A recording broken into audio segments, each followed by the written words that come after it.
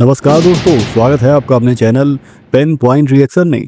दोस्तों, आज की रिएक्शन वीडियो होने वाली है न्यूज़ 18 इंडिया के चैनल के वीडियो से। इस वीडियो का टाइटल है विवेक श्रीवास्तव पर क्यों भड़के अनिरुद्धाचार्य। दरअसल दोस्तों, हम सभी जानते हैं कि विवेक श्रीवास्तव किस तरह से लगातार हिंदू धर्म पर निशाना साधते रहते हैं और अपने इसी एजेंडे के तहत उन्होंने अनिरुद्धाचार्य जी के लिए भी कुछ ऐसे और सिलेक्टेड सवालों का जवाब पूछने की कोशिश की, जिस पर अनिरुद्धाचार्य जी ने इन्हें जबरदस्त तरीके से धो दिया। और इसके साथ ही आप देखेंगे कि अमीश देवगन अनिरुद्धाचार्य जी से जो सवाल कर रहे हैं, उनका अनिरुद्धाचार्य जी किस तरह से बड़ी ही बेबाकी से और सत्यनिष्ठ कर्तव्यनिष्ठ होकर जवाब दे रहे हैं, वो इस वीडियो को बड़ा ही देखने लायक बनाता है। इसलिए आपसे अनुरोध है कि वीडियो को पूरा देखिएगा। तो चलिए आज की इस वीडियो को शुरू करते हैं। कभी मजदूरों गरीबों उन सड़क छापों की बात नहीं करते जो सड़क पे भूखा मरता है। आप केवल बात करते हैं, हम तो घर भी जाते हैं, गले लगाते हैं। क्या बात है सर, क्या बात है सर, क्या बात, ये बात है। ये बार बार सनातन की बात करते हैं। सनातन का सबसे बड़ा केंद्र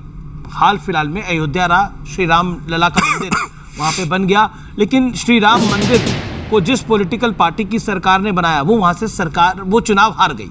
कोई बात नहीं, फिर जीत जाएगी जी। अच्छे काम करते रहो, लगे रहो, हो जाएगा। उत्तर प्रदेश के मुख्यमंत्री हैं और मठाधीश भी हैं, मठाधीश्वर भी हैं गोरखनाथ पीठ के। वो कहते हैं कि बटोगे तो कटोगे।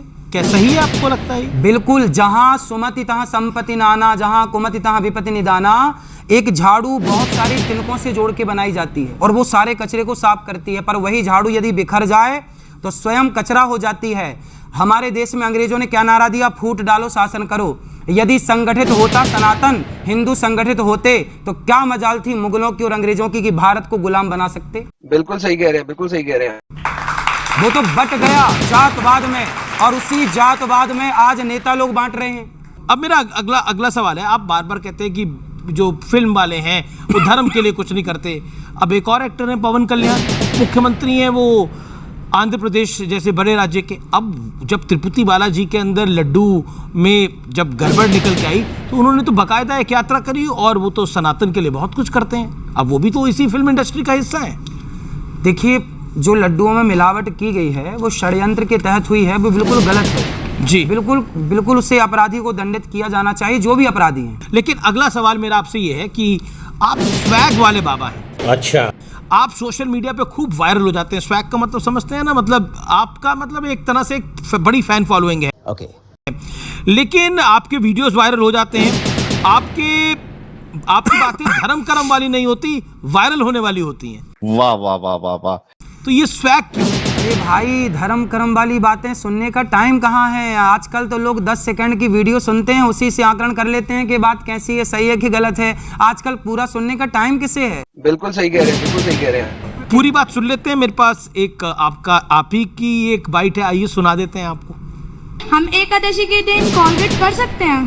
कोलगेट? हाँ, उसमें नमक बताया जाता है। कोलगेट तो कभी नहीं करना चाहिए, एकादशी के दिन क्यों? अब आपने बोला कोलगेट ही नहीं करना चाहिए, ब्रश ही ना करे आदमी, तो क्या क्यों करे? दातून का जमाना था, दातून कर लो भैया। सबसे उत्तम आपके मसूड़े मस्त रहेंगे, स्वस्थ शहरों में रहेंगे। दातून कहाँ से आएगी? कोई बात नहीं, तो हल्दी, नमक और सरसों का तेल डालिए और मिक्स करके ब्रश में लगा के कर लीजिए। आपके दांत कभी दांतों में दर्द ही नहीं होगा। आप ब्रश से करिए, हल्दी, नमक और सरसों का तेल। अरे मैं करता हूँ सरकार, मैं मिट्टी से नहाता हूँ और सरसों के तेल उसी से ज्ञान दे रहे हैं, उसे आपको भी अपने अंदर भी तो उतारना पड़ेगा। तो आप करते हैं तो वो भी डालिए सोशल मीडिया पे। हाँ, डालेंगे। अपने नहाते हुए की तस्वीरें डालें सोशल मीडिया पे। आप अपने लिए तो ये आज की सुविधा के लिए अनुसार चाहिए। मेहरुद्दीन जी लोगों को जो है ये कह रहे हैं भैया, पहले ले जाना चाहते मेहरुद्दीन जी, आप क्या चाहते हैं? अपने नहाते हुए की तस्वीर डालें। अब यही दिखाना बाकी है। भाई, मैं तो मिट्टी से नहाता हूँ। अच्छा, आप क्या कह रहे हैं? आप क्या कह रहे हैं? मैं गुरुजी पूछ रहा हूँ, आप साबुन से नहाते हैं या मिट्टी? बाल भी मिट्टी से धुलता हूँ, मिट्टी मुल्तानी मिट्टी। इतना गोरा चेहरा तो नहीं हो सकता, तो फेस वॉश से लग रहा है सर, मिट्टी से तो नहीं हो सकता। आप आइए, अब आप कहो तो मैं आपको गिफ्ट कर दूं। मुझे समझ में नहीं आ रहा, मुझे ये समझ में नहीं आ रहा आप इनके नहाने के पीछे क्यों पड़ गए हैं? कभी साबुन, कभी नहाते हुए। ठीक है, वहाँ पे साइंटिस्ट साहब है। छोटा सवाल त्यागी साहब, छोटा सवाल। देखिए, इसमें आप फिर वही पुराने उस पे लेके जा रहे हैं। अब आप बताइए कि आपने घड़ी टाइम कीपिंग के लिए मॉडर्न घड़ी ली हुई है, मोबाइल भी आपके पास, तो पुराने टाइम में तो ये नहीं था। क्यों पुराने टाइम पर कोणार्क मंदिर नहीं था? 1400 साल पहले बना था, 10 के नोटों में उसकी टाइम फोटो देखने छपी, वहाँ वो भी थोड़ी समय जाके हो बताता गया। था। ये साइंस था हमारे यहाँ। अब उसको हम घड़ी में ले आए तो क्या करें, हम वहाँ जाएं देख रहे हैं, ये ना आप करें। बताइए ना, ये तो आप बताओ मुझे, आपने अडॉप्ट किया ना मॉडर्न स्टाइल। आप क्या चाहते हैं, ना करें? नहीं तो आप फिर- क्या चाहते हैं? तो कोलगेट भी तो वही बात, वो बच्ची भी अरे तो वही भाई कह रही है। कोलगेट विदेशी कंपनी, हम भारत का रहने वालों, भारत को प्रमोट करो ना, भारत की चीजों को। बिल्कुल सही कह रहे हैं, बिल्कुल सही कह रहे हैं। जी, मेरा अगली बाइट सुन लेते हैं। मेरे पास एक और है और उसमें आप कह रहे हैं कि गोबर के इस्तेमाल से स्किन का रोग जो है वो दूर होता है। शुद्ध देसी गाय के गोबर से यदि आप स्नान करते हैं, गोबर को शरीर में मलते हैं और मल मल के शरीर नहाते हैं, चेहरे पर भी यदि आप गोबर, शुद्ध देसी गाय का गोबर यदि उसको रगड़ते हैं चेहरे पर और उससे स्नान करते हैं तो त्वचा संबंधी जितने रोग हैं वो समाप्त हो जाते हैं, शरीर में शाइनिंग आती है। जी, जितने यहाँ हमारे आचार्य ब्राह्मण जन बैठे हैं, पूछिएगा, ये परंपरा रही है हमारे यहाँ। श्रावणी त्योहार होता है ब्राह्मणों का, उस श्रावणी में हमारे यहाँ गाय के गोबर से, गौमूत्र से, गौरज से स्नान करने की परंपरा हजारों सालों से रही है। पूछ लीजिए सबसे। आप तो सबको कह रहे हैं ना ऐसे ही करके नहाएं। अरे तो जब परंपरा रही है तो उसमें कोई साइंस रहा होगा। गाय के गोबर में कितना गुण होता है। बिल्ली की पोटी की कॉफी पीने में ऐतराज नहीं है, तो गाय के गोबर से स्नान करने में क्यों ऐतराज? जी, अब मैं अगले प्रश्न में आता हूँ। नहीं है महाराज, किसकी है? आपको नहीं मालूम है? सब पता है, आप छिपा रहे, आप बिल्ली के मामा लगते हैं। और जानवर की है। अरे और उसका एक सेकंड, आप क्या कह रहे हैं? वो बिल्ली की पॉटी नहीं है तो किसकी पॉटी है? वो बिल्ली की पोटी नहीं है, वो किसी और जानवर की है। वो कॉफी में डालते हैं, उसका जो टेस्ट है उसको कम करने के लिए। आपकी यही तो बात है। आप प्रॉब्लम ये है वो कह रहे हैं कि आप जो मलमूत्र करते जो हैं, है, आप वो जो चाहते हैं कि सब मलमूत्र वही है, करें। वो जो जिसे मलमूत्र कहते हैं, वो बिल्ली का अब नहीं आप है, किसी देखो, और जानवर का है। अब देखो ये बिल्ली का पक्ष लेने बैठ गए, जबकि ऑन रिकॉर्ड गूगल करो तो मिल जाएगा कि बिल्ली की पोटी की कॉफी बनने, लेकिन ये लगता है लेकिन बिल्ली वो कह रहे हैं की कि पक्षदार जो हो। पॉटी है वो बिल्ली की नहीं है, किसी और की है। किसकी? आदमी की है? बताओ किसकी है? कोई विदेशी जानवर है उसकी है, कोई विदेशी जानवर है उसकी है। वो बिल्ली नहीं है जो आप बिल्ली बिल्ली बार अरे बार जानवर कौन सा है आपको तो पता होगा। अरे है तो बिल्ली प्रकार अरे आप की। सुन लीजिए, आप सुन तो लीजिए। पर है तो मलमूत्र ही। मैं बता रहा हूँ, प्रॉब्लम दो है। एक है कि जो आप करते हैं, आप चाहते हैं सारा संसार वो करे। वो सारा संसार वो क्यों करे?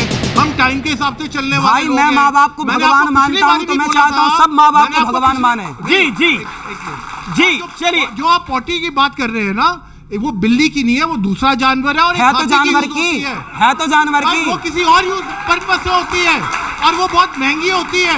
इसका ये मतलब नहीं कि लोग गोबर अपने शक्ल पे लगाना शुरू करते हैं। अब गोबर सोचिए, करना शुरू ये कर कह रहे रहे हैं। बड़ी महंगी है। ठीक है, आपने बोला। ये कह रहे हैं कि उस जानवर की पोटी बड़ी महंगी होती है, मतलब जानवर की पोटी महंगी है तो उसे पी लेंगे, पर गाय का गोबर लगा नहीं सकते। बिल्कुल सही कह रहे हैं, बिल्कुल सही कह रहे हैं। जी जी, चलिए अब मैं अगले प्रश्न पर आता हूं कि आपको लोग कहते हैं कि आप बहुत स्वैग का, जो मैंने बात बोली थी, आपका स्वैग इसलिए आप बहुत बड़ी महंगी गाड़ी पे घूमते हैं। एक तस्वीर है मेरे पास जिसमें वो गाड़ी करोड़ों रुपए की है, उस गाड़ी पे आप घूमते हैं, वो तस्वीर देख लेते हैं।